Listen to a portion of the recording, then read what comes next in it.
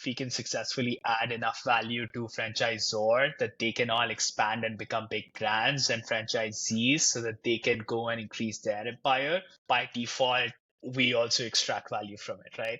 So when you Love it. think of it, you're always at least focused on the right things and you're not muddied by vanity metrics that I want this and I want to do this for myself because I know if I can do that for others, it'll automatically come back to me, right? So that's the way There we we think go. of this.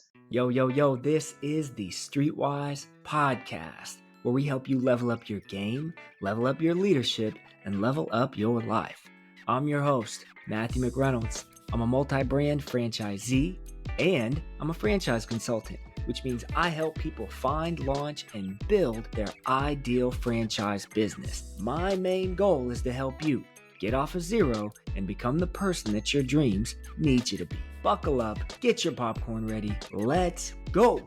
All right, Streetwise Nation. Today we got a fun one. We got Tushar Mishra here today with Delightree. Tushar, how you doing, my brother? I'm doing great. Thanks a lot, Matt, for inviting me. This is awesome. Yeah, no, this is a little bit different than my usual podcast guest, but I love it. I love talking all things franchising, and as someone who is a supplier and a vendor partner to franchisors, man, Uh-huh. you fit right in, bro. So maybe explain to the listener what it is that you do. What have you built and how do you help people? How does that affect your day to day? Awesome. No, thanks for inviting me. I know sort of in the franchising space, there's this label called vendor or supplier, but I like to think myself more sort of just in the ecosystem. And because I love Okay. franchising, I love franchisors, I love brands, I love owners, everything. So, uh, very quick, 30-second, what we do. So we are a franchisee management solution. Everything from helping you open new locations in a very streamlined technology first way, which creates the best experience from your owners, to you sharing standard operating procedures, training, all the value add that you promise to your franchisees, to finally helping you do audits, inspections, and everything that you need to be able to run your locations pretty well, all on one platform. So essentially, you get a dashboard where you can manage your franchisees, look at all the documents, FTDs, their leases, all of their past audits, inspections, everything. And then one single simple app that your owners can use to sort of access the system. So everything from your standard operating procedures to training to new marketing collaterals, down to sort of forms, checklists, daily tasks, etc., that helps them run their location successfully. Right. So putting all of that together in one single suite. Interesting. So interesting. So are you guys more focused when you're doing your build out, are you Mm-hmm. more focused on getting in contact with the franchisors, not necessarily franchisees, because the franchisees are using your system given to them from the franchisor, essentially? Yeah. So when we were building the solution out, the way we built it out is we went through franchisees first. So we went to the owners Mm, first and we try to understand what is the problem that they face, right? And what we consistently learned by talking to owners from big brands to small brands to emerging concepts to experienced owners and professional owners is everything that the brand commits as value to us, with the owners, it's hard to get that all in one single place. So if I need my marketing collateral, I have to go somewhere else. If I need help with training, I need to get in touch with some other person. If I need to talk to somebody just about why my business is not doing that great, my FPC does not have all the context because they don't have all the data. Um, and at the same time, for me, I bought this location with the assumption that I'm buying into a system, so it'll be easier to run and operate. But turns out I'm having to do everything myself. So I need to figure out how to hire people, how to train them, how to run my business every day. And so that support was the key thing that brand promised that's sort of missing a little bit. And even when it's there, it's sort of hard to access. So that was the key insight for us in starting to build this out.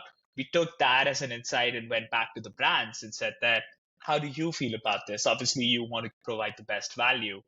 And what we learned from brand is that that is our number one priority. And so there was clearly a gap. There was these brands and stores who wanted to do right by the brands and want to give the best value to the owners so that they are successful. Obviously, because they are successful, they make money and the system grows. but they were not able Facts. to do that in a consistent manner, right? So that was essentially the journey of how we got to a place where we started to build this out. And so worked with a lot of emerging brands, try to figure out what their problems are, what are top three things that they wish each owner could access easily from an owner's perspective. What are some of the things that they clearly needed in order to run their business successfully? And that's how sort of iteratively every day we build out the product. We're still building it out. So Super it's an interesting. evolutionary Super process. interesting. Yeah, I Mhm. bet. So, okay, is there a certain demographic, or maybe I'll ask it like this: is there a certain avatar for the franchise brand that you guys interface with better, like home service brands or food concepts or child enrichment concepts? Is there one that fits better, and is there one that doesn't work as much? And if so, why? So our belief is that most of these concepts or most of these verticals sort of identify as franchisee first, right? So if you take one step down into what those businesses actually are, if you're a home services business, if you're a child services business, or if you're a restaurant, what you're essentially trying to do as a ZOR is create a system. So you're trying to extract everything that you do in that business on a day-to-day basis, put that into a process. Then you need to figure out how to sell that system. So that's point number two. And third, you need to figure out how do I make sure that people are actually following the system and help them to follow the system better, right? Come So on, when you man. look at it from that perspective, all of these businesses are so similar. So if you go to Come on. IFA, you'll see and this was very interesting. I was at a round table and I saw there was a franchisor who's in bathroom remodelings, and they were giving advice to a food concept, which is you would Oh, think what's common, right? But yeah. every problem that they face on a day-to-day basis is exactly common. So both of them get phone calls from their owners saying that what how do I bring more customers down the door. Both of them have challenges with one location who's not really following the process. How do I do that better? Both of them have problems in how do I launch stuff better? How do I evangelize new products and services across different locations better, Mm. right? So that becomes common. uh, we work really well with emerging concepts. That's where most of our customers are. So brands who are just starting out, if you're just thinking about starting to franchisee, I think that's the best time to come and talk to us, because from day one, you're building the right system with the right tech, all the way up to 200, 250 locations. So we have everything in between. In terms of vertical split, today we have about 30% of our customers are food and beverage, that F&B category. About 30% are in the wellness, spa, gym sort of space. And then the rest is split between home services. We have a few different retail kind of concepts. So Hawaii Fluid Art is one of our customers. Car washes, we have Big Beach Car Wash. So it's a mix essentially. Yeah, I was hoping that you'd give me some shout outs. Hawaii Fluid Art, that's one. I saw you guys work with Bloom and Blinds. Is that Yes, right? Bloom and Blinds. That's also, you're in Dallas, right? Yeah, these are all Yeah. The Texas Stewart native family, sort of Stewart brands. Bros. I love those guys. I just had Yeah. Kelsey on the podcast. I got Chris coming on pretty Oh soon. yeah, Yeah, Chris is those guys amazing. are So awesome. Chris has been supporting our sort of company for a while. So we met Okay. him, Doug met him like almost 1.5 years back at an event, and we just started to talk, and they helped us a lot in sort of sharing their problems, their challenges, and helping us build the right solution. But all of these people, Hawaii Fluid Art was one of our first customers. So Nice. Maya from Hawaii Fluid Art, I Yeah, don't know if she's been on your show, but you should she definitely invite her. has. She It's has. She one was of, a great yeah, guest. absolutely. So that's one of those brands which grew so fast, which is still growing so fast, such a new, fresh concept. Um, it's just amazing. So they were one of our first customers. So the new product that we have, Lola, location launcher, we built it out with them, like literally with their teams, with Trinity, Maya, everybody. So yeah, it's awesome. I mean, Dallas has some, or Texas in general has some great franchisees. I'll tell you Yeah. this one concept that I found, which I found so fascinating.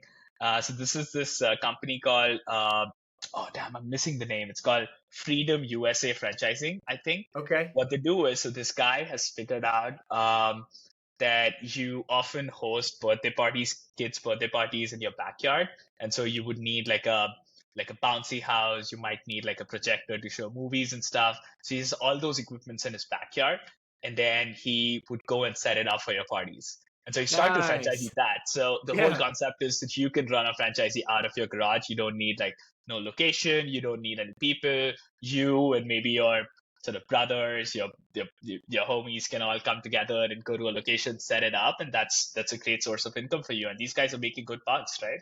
That's additional Oh, income that's just for the awesome. weekends. That's awesome. Yeah, DFW, man, is one of the hottest markets when it comes to franchise Yep, ownership. Whenever I see a new brand come in, the DFW market gets swiped up so fast. And I own yep, a couple franchises out here, and Mosquito Joe was my very first brand. And I that's a think great in brand. Collin Yeah. County, great Uh-huh. brand. I think in Collin County and in DFW, Texas, I think we've got maybe arguably some of the better territory that's out there. So no doubt. So I'm curious. You briefly mentioned Lola, and I want to talk about like what specific you guys offer from a tech standpoint. Like I'm thinking, like when I think of launching a business, and when I think of myself as a franchisee, I'm looking for support on I'm getting a CRM. There's going to be a dashboard where I can do my marketing and my social media stuff and, XYZ. Maybe break down what it is that you guys offer that a franchisee can look for. Because again, we're talking to the development people on franchisor side, but we're also talking to individuals that are looking at franchise concepts and they don't really a lot of these guys are thinking, why would I invest in a franchise and pay, royalties, those fees when I could just launch my own business? And they're not thinking about what that actual support actually looks like if a Yep. franchise brand has partnered with you guys and Hmm. you've got that menu that's ready to go. Like, let's Sure. break that down for a little bit so somebody can really hear what that tech support looks like. Absolutely. Right. So day one, you buy into a new concept, right? So you're a new owner. Now you want to open a location. From you signing the FDD, which is the franchisee declaration document, obviously your audience knows all about franchising, so I'll skip all of that. But from that day one to you opening the location, there are probably 150 things that you have to get done. So one, you need to find a location, right? Yeah, You need to get all the local approval, licenses, etc. You need to sure. work with sort of the brand to do the build out of the space. So you need to connect with the right suppliers. You need to be checking in on that build out that is happening so their real estate teams will be involved. After that is done, you need a bunch of pre-opening activities or pre-launch activities to create some hype or excitement about this new concept that you're launching. And then finally, when you want to get ready to sort of launch, you need to hire people, you need to train them, you need to be ready to sort of open your doors on day one. Everything that happens between that day one and your opening right now is sort of a mess. So it's all over the place, right? So Yeah, you'll get a facts. call from this person. There's this email that is coming on. Go look at that site. Here's a vendor. Oh, we just changed our vendor. By the way, here's a new vendor. Here's the code. Oh, did you actually promise that code? This looks different from that. Did you send me this approval that you got? Where is that? Oh, I find it here. Oh, you Yeah. changed the name, right? So there's like, I'm you can laughing right imagine a now bunch just of, so yeah, I don't I'm laughing just so I don't cry because I've lived through this multiple times. I know absolutely. exactly what you're talking about. Yeah. Absolutely, right? And so, how do we now streamline this so that you, as a new owner, when you're coming in, you open the app, right? And you see, okay, step one, I need to get this done. Here's how I can get this done. For example, step one is for you to go and get approval from your local county to sort of establish that business, right? You go, you get that done, you get that approval, you upload it, and it's done. Maybe now for that approval, you might need X, Y, or Z from the brand. On the app itself, you can make that as a request. You can get that help right there. You can mark it done. You go to the next Okay. step, right? The next step could be X, Y, and Z, but it's streamlined how to get it done, where to get it done. And then when you mark it done, you can actually add the evidence right there. So by the end of the build out, when you have done everything, all of your documentation, your legal docs, your leases, your approvals are at one single place in a locker that you and your brand share. So that becomes that one single place, your system of records or your source of truth for the business. Now, while you're getting ready to open, you also want to learn more about the brand. So here's now, again, you open the app, you learn about the history of the brand, you can talk to different owners of that system that you have, share learnings that they might have. Now you are a owner of Mosquito Joe's for I don't know how many years. You can definitely help out somebody new who's coming in the brand, avoid a lot of Facts. pitfalls maybe on day one, week one. Sure. These are some of the things that you should avoid. So how do we make all of that happen in a very streamlined way? Now on the brand side, they get one dashboard where they can see here are 5 locations that are opening and here are different steps where they are in, right? Typically takes our plan is it takes about 100 days to open, right? But I can see now day 30, you're already done with half of the tasks, right? So I can help you out where you're stuck. I can help you out when you need more help, more proactively. And then for my own tracking, I get a better sense of when my locations are opening so that I can allocate resources accordingly. So all of this streamlined into one simple experience for you is what we do.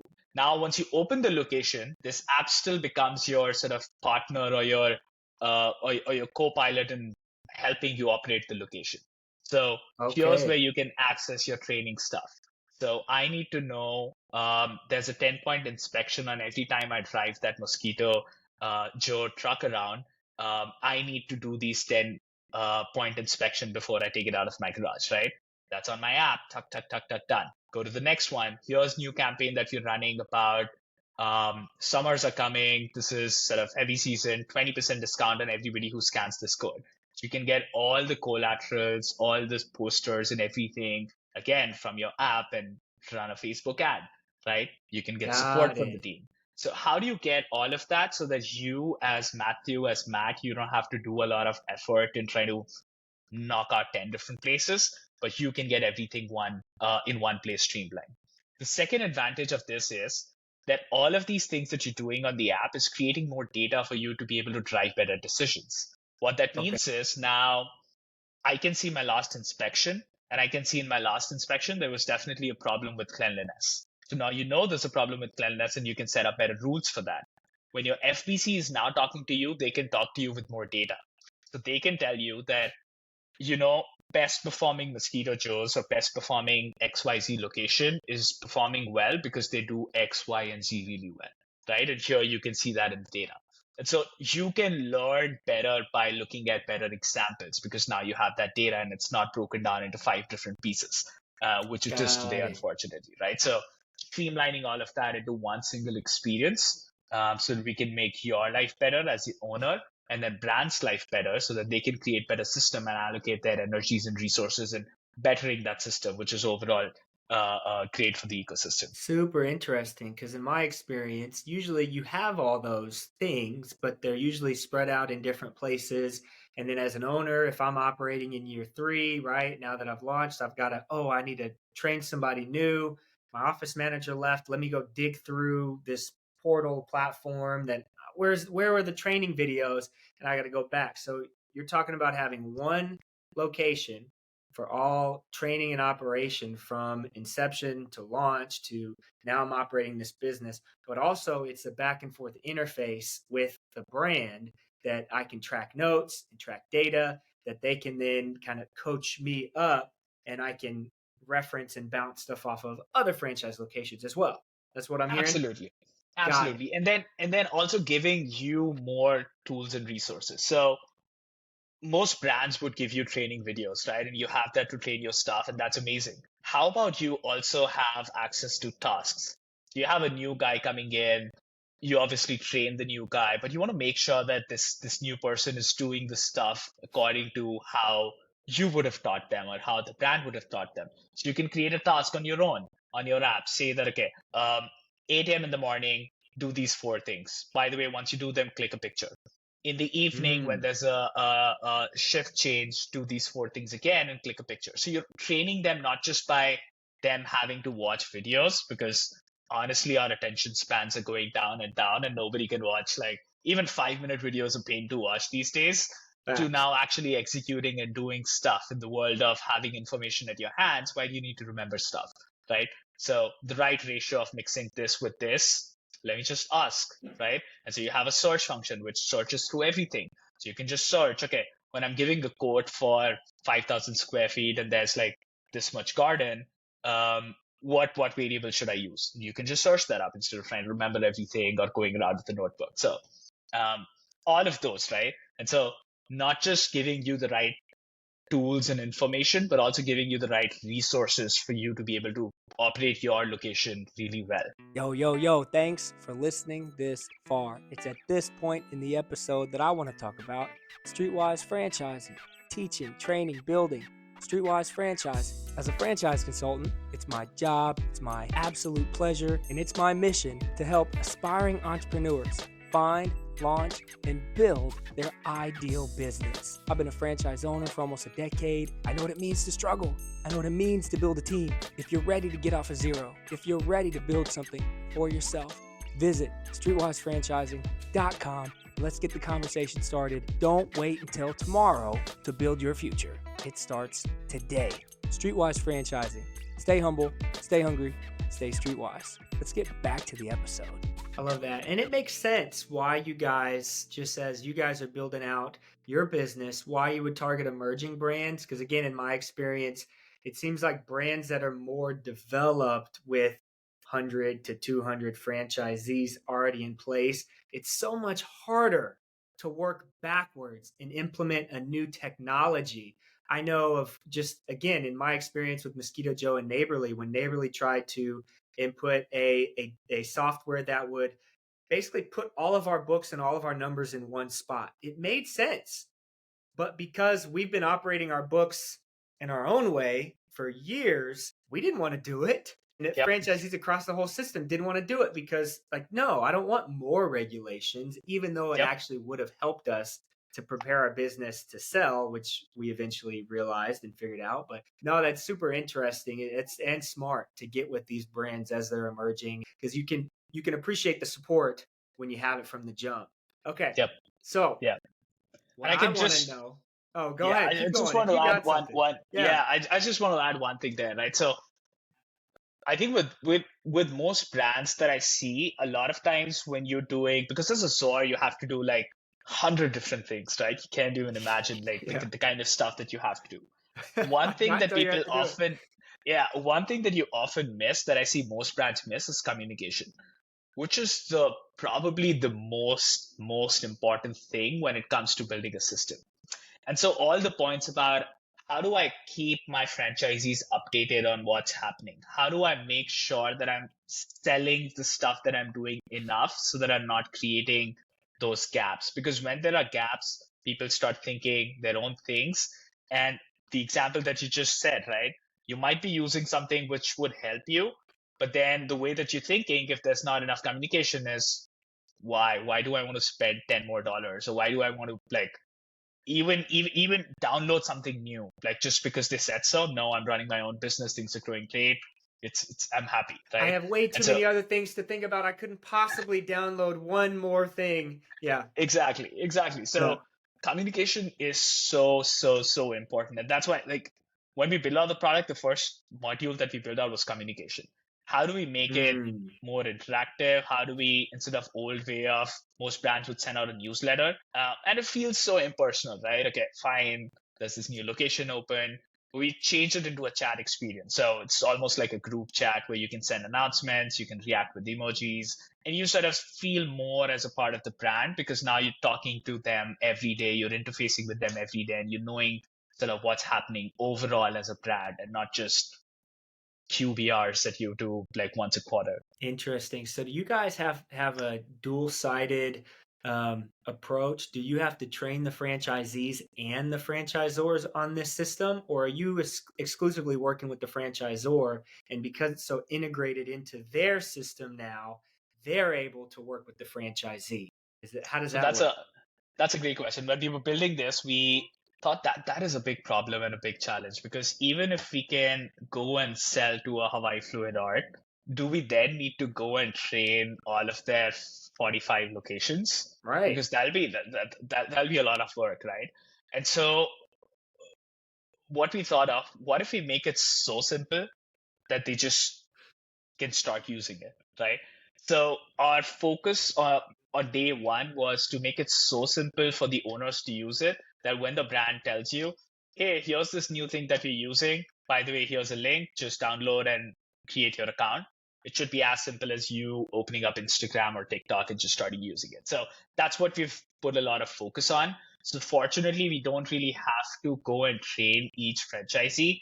We would, when we sell into the system, all of their systems built on Delightree, we would typically do a webinar with franchisees to answer any questions that they might have. But we see usage spike from the day that they actually buy the solution. And that's what we Got it. tell our brands. So we're not like one of those software vendors who will sell you something and then you'll see us next year when it's up for renewal. We don't do long-term contracts. That's why. So we said, we'll help you with onboarding. You roll it out. If your team doesn't use it, if your franchisees don't use it, they don't like it, it's fine. You don't pay for it, right? So we'll not like keep you locked up just because you bought it. And that's one of the reasons why we've been able to build trust with a lot of brands and really work with them to really better their system and not just try to sell them a software and walk away. Got it. Yeah. And so that's an important thing to note too. So it's not necessarily their CRM tool, but it is a tool to help train and give opportunities to collaborate back and forth and communicate to make sure all of the systems across the board are collaborated with well and understood well. Yep, Okay. Got you. absolutely. So, okay, what I want to know now is what gave you the juice to come into this space? I mean, franchising is such a big world but also a tight world at the same time. And, Yep.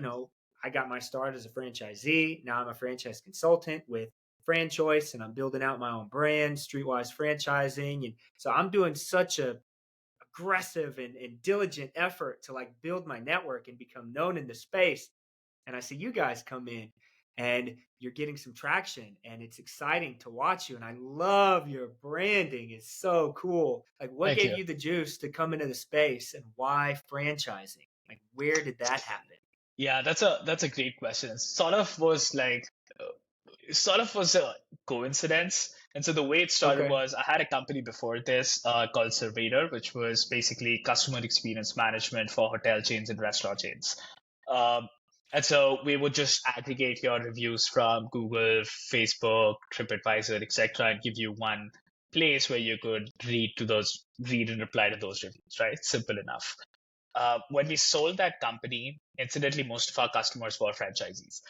We never realized that. We never looked at franchisees in that way, but Oh, most of our customers were hotel chains, and most hotel chains are franchisees. Most of our customers were restaurant chains, they were franchisees. So once we sold that, when we were thinking of what to do next, we started to talk to a lot of our customers. So we spoke with like Subway owners, 7-Eleven owners. That's when we got to learn about sort of the problems that they faced, right? Uh, so after that, I went to a franchisee trade show, which was the Great American Franchisee Show that happens in Dallas, like happens in a lot of places. So I went to one of these yeah. shows. That was my first experience about franchising. So I met a lot of people who say, "Oh yeah, I've been coming to shows before there was internet. This is how franchising was done." Right? And so Yeah. that's how I got really into franchisees. And so just through our customers, sort of got into there and then just fell in love. I met people who especially so I'm from India, and Indian diaspora in the US has been successful all thanks to franchising. So this old trope of 7-Eleven owners, that's actually how a lot of Indians build their wealth. And so you imagine franchising, the kind of power that it has. Like an immigrant can come into sort of this country, can work hard, can start owning a franchising and like that build an empire. So Man. today you have owners who own hundreds of locations, right? And the way that they started was used to work at a franchisee, work my ass off, saved enough money, sort of own one location, and then sort of build it from that. So that to me was beautiful and powerful. And Yeah. so we decided, yeah, let's just go all into franchising, and that's how sort of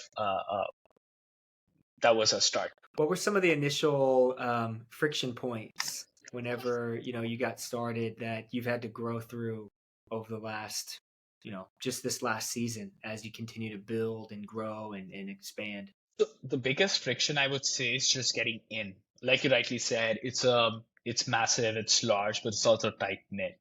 And Yeah, so you need a little bit of trust. People need to know your intentions before they want to try to help you, right? So you cannot just in pure tech, you can just talk about the product, right? But in franchising, that's not true. You want to talk about why you're there, what your intentions are. Even the product is takes a second seat. Why you're trying to build that product, right? What will enable you to build that product? All of that is really important. So for us, the biggest friction point or the thing that took the most time was just to try to understand franchising, try to understand people within franchising, and try to build that first version of the product. The first product took us about 2 years to build, just working with like a few close people and try to get the elements of that right? Learning about um, everything from franchisee law to joint employer to sort Mm. of figuring out different tools that you use today.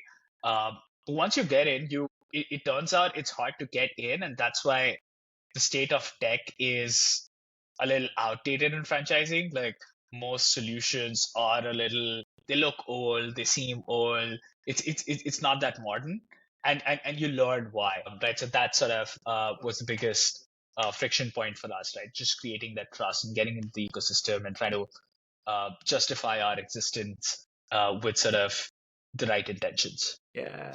What about big failures? I mean, not necessarily with the light tree, but I'm curious on your journey, kind of as you've grown up.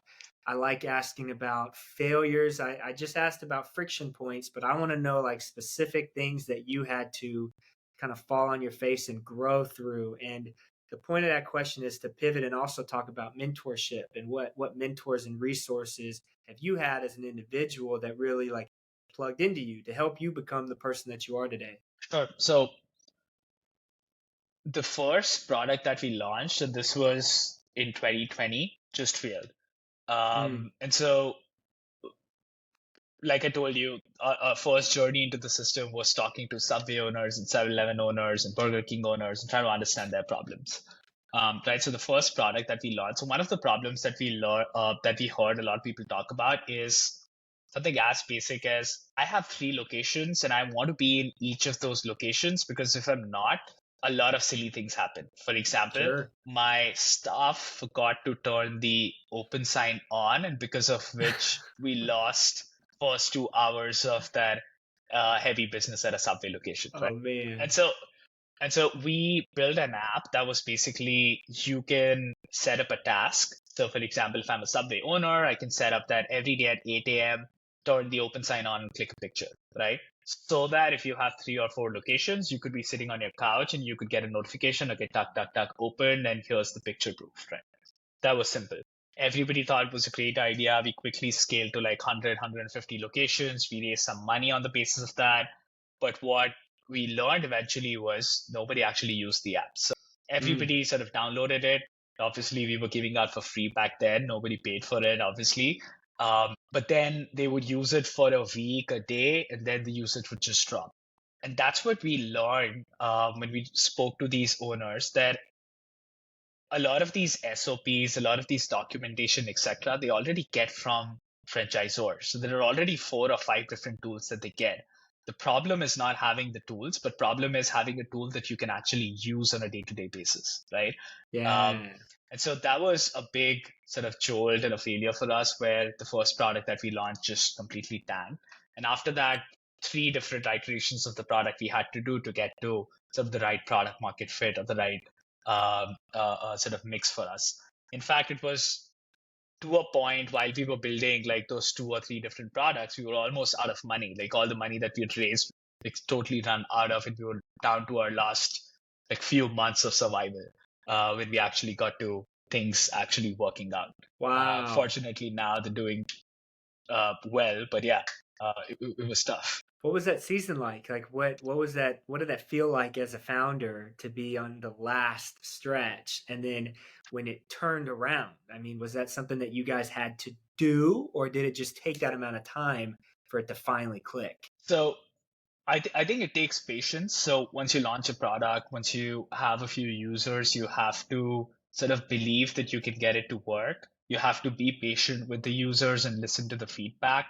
Um, you have to make sure that you're not really confusing noise for real signal. So you actually want to be Mm, non-delusional to yourself. So you stop have to lie to yourself and saying that, oh, it worked just because I worked hard on this. A lot of those things become um, I think, really important. So it was just being patient, putting in the work, doing iterations, keeping your eye on the goal, and just trying and trying and trying, right? And at the same time, while you're trying, being honest to yourself, by telling you that if it's working or if it's not. Because a lot of times it's easy to tell yourself, "Oh, it's working. Let's just do it," right? And that's when I think you start to build substandard stuff, right? So I think that was important for us. But when it comes to it was tough, but we knew that we had surrounded ourselves with the right people. Our team was great, so we had to sort of always keep a positive outlook. We always had to be optimistic and get people to rally around us, get customers, our partners, everybody who helped us to sort of keep believing in ourselves. So Yeah. I think that was important. Having a co-founder helps because I have my co-founder and we can sort of be a little low with each other, but then eventually we have to um, get things done. So yeah, Yeah. we got it Man, done. I've never heard confusing noise for signal before, and I love that. Yeah. That's such a true thing that as Hmm. I mean, just as people in our lives, but as leaders and business owners, man, you just you can get caught up in the highs and you can get caught up in the lows and you can get caught up in the noise. And it Yep. doesn't mean that you're actually following your true north, and that's really Yep. cool.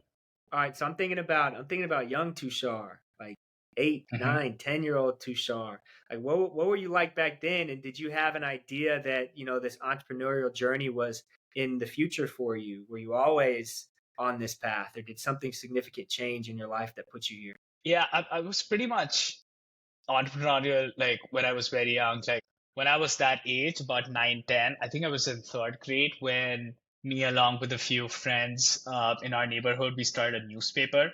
Okay. And we would actually print it out. We got subscriptions like through a few households. We would like organize events. Like we would have a Christmas party. We would pool in money from like people. We would make a Hey. little profit out of it. So I was doing like all kinds of things here and there. But when I actually went to college and we were actually studying, we started to use computers for the first time, start to sort of write code and do all that kind of stuff. That's when we start to take it seriously and start to decided that this is going to be sort of what we do. Uh, it sort of came second nature. I mean, I've never had a job. Like I started this out of college. My first company sold that and started this. So it was never had to like really never had time to sit and think, should I do this or not? So it sort of just happened. Yeah. Oh, it's really cool, man. So now as you're building it out and we're looking at the team itself, and you talked about you got a co-founder, and I want to know about that partnership and what you guys kind of had to grow through collectively to work well. I mean, I've been co-ownered with my dad on this business, and Hmm. that's been a relationship that we've had to work through, but not just the co-founder, also building out the team and what's next for you guys as you continue to expand and grow. Sure. So my co-founder and I, we actually met in college. So we studied together, and after that, we started our first company together. So there was a lot that we had to go through, a lot of failures as well as some success. So it was now it's sort of almost become second nature. It's easy to sort of work through, but it's really important to have a partner that you can actually trust. That you um, Facts. doing doing business with family is great because that trust factor is already there, and the rest you just need to sort of. Um, I mean, it could also be hard because then You got to work once on it, it. Either yeah. way, you got to work on it. And if you're not willing to go there, and Hmm. if you can't honor and trust one another, working with family can be harder than not. Absolutely. But yes, the trust factor and the love for the relationship, if you can hold that on high and Yep. you can be willing to kill with kindness sometimes, then you can make it work. So yes, I can relate to what you're talking about. Absolutely. Absolutely. Yeah. So trust and respect, like most Yeah, importantly, right? there So it you is. have to trust the person and you have to have enough respect. Um, and I Amen. mean, you got to. If you make somebody your partner, it means that you respect them, right? And you gotta show that sometimes. I think that's important. And third thing, which I think you said, which is amazing, is you have to be willing to go there. So Mm, something needs to be said, something needs to be talked about, and if you're always holding things back or you're man, always sort of second guessing yourself in, let's just not talk about it, let's put it in the back burner, all of that will pile up and like bite you someday and it's going to get sure. ugly. So yeah, more often just be willing to go out there. Uh, as we think of building our team, we've been fortunate. We've built our amazing team. So Doug, who's the head of sales. You met Nimish, Angelica, who's a customer success. Our sales team is great. Our engineers are great. Um, I think that's the key component of building a great company. So we're still sort of always looking for amazing people to come and join us in helping us to go to the next stage or to the next level. There's a lot of opportunity to grow. I mean, we're just getting started. It's still day zero here. And so, yeah, I mean, if anybody listening here is interested in what we do, please reach out. We are always looking for smart people to sort of onboard on the team, and I'm happy to sort of talk to anybody who's interested. Nice. Hey, there we go. Yeah, what areas are you guys looking to grow into when it comes to expansion, maybe new products? Like what maybe define this chapter in your growth and then maybe define what the next chapter that you foresee it to look like. What would that be? Sure. So this chapter, I would call it's building the foundation, right? So Okay.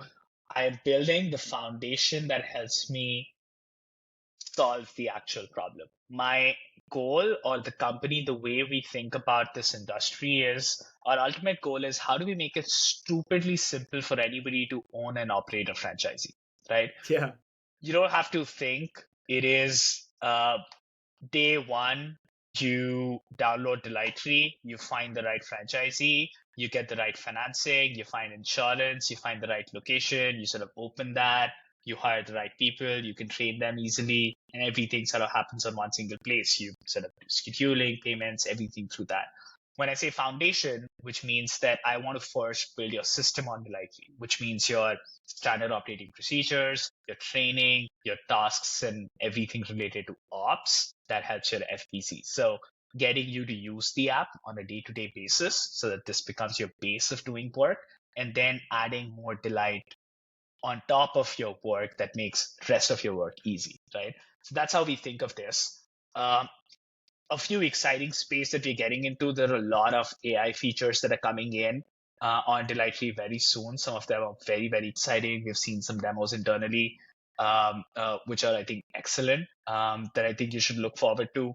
Another space that is very interesting to us is finance.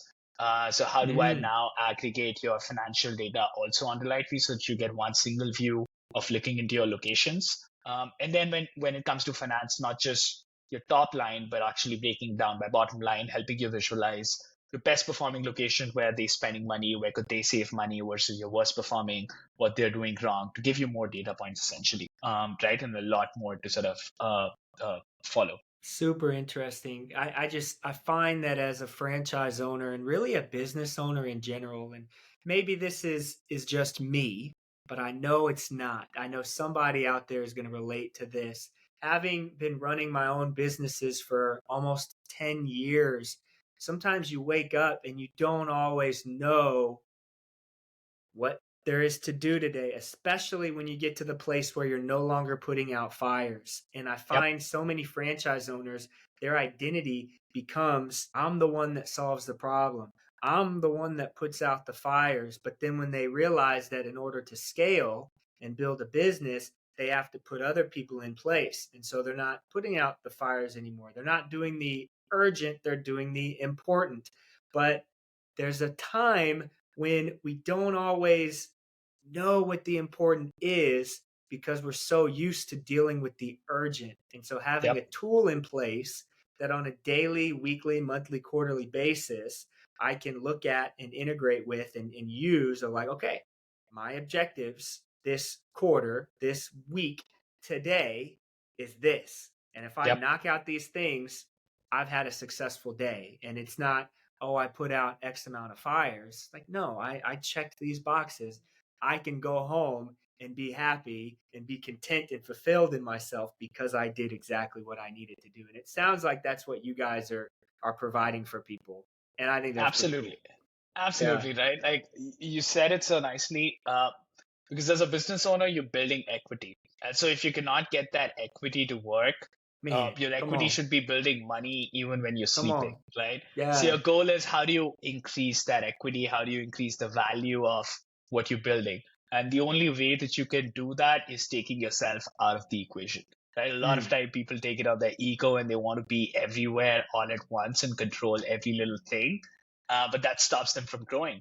How do you grow that pie from 10 million to 100 million, right?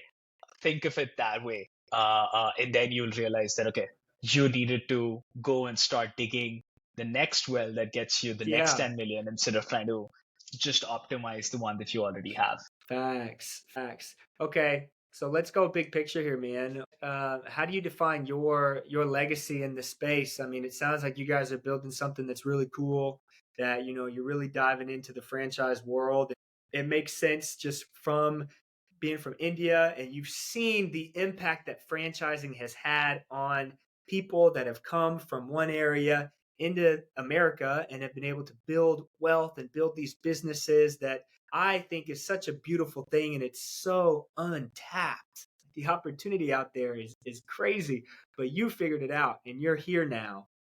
How do you define your legacy and what it is that you truly want to build for yourself and for your community? So I think right now we are very focused on sort of really solving the problem for emerging franchisors. The way we think of this is that if we can successfully do that, if we can successfully add enough value to franchisor that they can all expand and become big brands and franchisees so that they can go and increase their empire, by default, we also extract value from it, right? So when you Love it. think of it, you're always at least focused on the right things and you're not muddied by vanity metrics that I want this and I want to do this for myself because I know if I can do that for others, it'll automatically come back to me, right? So that's the way There we we think go. of this. The way we want to think about this is, oh, Delightree really helped me do X, right? That's a win for me, right? And I want a brand to be able to say that we've been able to scale to 1,000 locations now, all because of Delightree. Or Delightree plays a huge part in that journey, right? That's, I think, a win for us, and that's important for me from a being in the ecosystem and being in the journey sort of space, right? And that's what my community is. So my community is the franchising community today, and if I can deliver that to them, I think that'll be great. Yeah, that'll be a win. Good. Love it, man. All right, this is my last official question, unless something else just sparks, because I really appreciate this conversation. I respect your time. When you're thinking about the next generation of software developers, of entrepreneurs, of people that want to get into business ownership or build something for themselves. A lot of these people are afraid to get off of zero and to take that first step. How do you coach somebody up, man, when you come across somebody that, you see potential in them, but maybe they don't really know how to take that first step? Is there anything that you could say to kind of guide them through? Yeah, no, that's a great question, and I think this goes back to another point that you were sort of starting to talk about, which is mentorship and having the right advisors and people that you can look up to that can help you out, right? It all starts with that. So you have to go out of your way and find other successful people around you, other successful people in the community, other successful people in the industry that you want to get into. Because most people who have made it or who are sort of in that journey are more than happy to help you out. So taking that Facts. first step is usually hard, but if you have the right people and you keep yourself surrounded with the right people, I think you will be able to build that opportunity up for yourself, right? So finding the right mentors. When we got into franchising, there were guys like Nick Neonakis, right, from FCC, who really helped us Yeah. out. There were guys like Zach Fishman and that whole family that helped us out. Right, people like Maya, people like again in the ecosystem, there are so many great people that help you out, Facts. like Chris, right, who help you out. So finding these people, um, trying to get in front of them, trying to share your story, and trying to uh, really get their guidance on what you can do first, I think is important. And then I think second, which you would agree with, is just believing in yourself. And sometimes you just Man. have to take that leap, right? So putting a little trust in yourself, putting a little belief in yourself, and just going for it. I think that's important. Man, Tushar, that was awesome, man. I resonate with that and I Thank appreciate you. that so much. Is there anything that I missed? Is there anything that, somebody that was good at this might have asked you? What did my man Frank on emerging franchise, what did he ask you that I forgot, man? No, man, you're awesome. I love having this conversation. I think I would just end by saying that if you uh, anybody of your listeners think that one, if we can help you, your brand, you as an owner in any way, feel free to reach out. Our team is always happy to sort of talk to people and help you out, even if you think you're not ready. We can certainly help you with everything that we've learned. And second, if any of your listeners, they're looking for an opportunity to get into tech, to get into franchising, to get into one of the fastest growing company in franchising today, come and talk Mm. to us. We're always looking for great people to come and join our team. Oh, that's awesome, man. And I hope the listener, I hope you really tapped in and tuned into that, because it's all about getting in the right rooms, being around the right people, and you never know what can happen. One relationship can change your life. And I mean that from the bottom of my heart. Absolutely. Tushar, Yep. man, it was great to have you. To the listener, follow these guys. I mean, find them on LinkedIn. If you want, reach out to me. I can connect you. If you're a franchise company, I can connect you to these guys. But until next time, stay humble, stay hungry, stay streetwise. Peace. Thank you. All right, everybody, that's a wrap. Thank you so much for making it to the end. Hey, if this episode added any value to your life at all, please like it, share it, give me a 5-star review. It's the only way that this show is going to gain traction and help more people achieve their dreams. If you're ready to start your franchise journey, visit streetwisefranchising.com. Let's set up a time to talk. Hit me up on LinkedIn. Until next time, stay humble, stay hungry, stay streetwise. Peace.